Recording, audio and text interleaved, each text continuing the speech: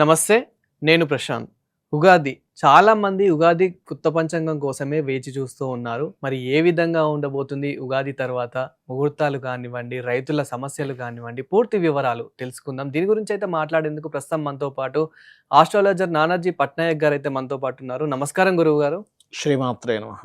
గురువు గారు, ఉగాది కొత్త పంచాంగం ప్రకారం సింహరాశి వారికి ఏ విధంగా ఉండబోతుంది అనుకోవచ్చు? తప్పకుండా అండి. సింహరాశి వారికి గనక చూసుకుంటే ఇప్పుడు ఉండేటువంటి గ్రహస్థితుల్లో అంటే 5-5-7-7గా ఉందండి. అంటే ఈక్వల్గా ఉంది. ఓకే. అంటే ఒక 5 లక్షలు వస్తే 5 లక్షలు ఖర్చు చూపిస్తుంది. 7గురు మెచ్చుకుంటున్నారంటే 7 అవమానించే వాళ్ళు కూడా ఉంటారు. కాకపోతే ఎంతైనా కూడా ఉన్నది ఉన్నట్టుగా అయిపోతుందంటే కొంత ఇబ్బంది అనిపిస్తూ ఉంటుంది. సో మనకు ఆదాయం పెరగడం ఎలాగా, వీళ్ళు రెగ్యులర్గా విష్ణు సహస్రనామాల శ్రవణం చేస్తే ఖచ్చితంగా ఆదాయం పెరుగుతుంది. కాకపోతే కొన్ని పుణ్య కర్మల కోసము, దేవతా సంబంధించిన వాటి కోసం తప్పనిసరిగా కొంత ఖర్చు పెట్టుకోవాల్సి వస్తుంది.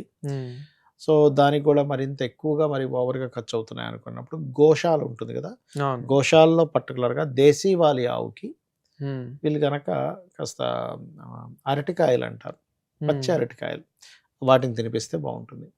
ఇక వీళ్ళకి రాజపూజ్య అవమానం కనుక తీసుకుంటే సింహం వారికి శ్రీమాత్రే నమః అనే మంత్రం అవమానాన్ని తగ్గిస్తుంది, రాజపూజ్యాన్ని కూడా పెంచుతుంది. కేవలం ఒక్క మంత్రం చాలు, అన్నిటినీ తగ్గిస్తుంది.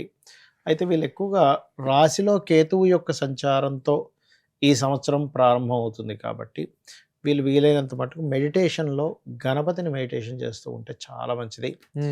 ఫైనాన్షియల్గా స్టార్టింగ్ 2-3 మంత్స్ అయితే బాగానే ఉంటుంది, దాని తర్వాత బాగోదని కాదు. కాకపోతే ఏదైనా కానీ కొంచెం ఈ జూపిటర్ యొక్క ప్రభావం మారుతున్నందుకు సింహరాశి వారికి వ్యాపార సంబంధించిన విషయాల్లో మొదటి జూన్ వరకు చాలా బాగుంటుంది చెప్పాలంటే. ఇక అదేవిధంగా ఈ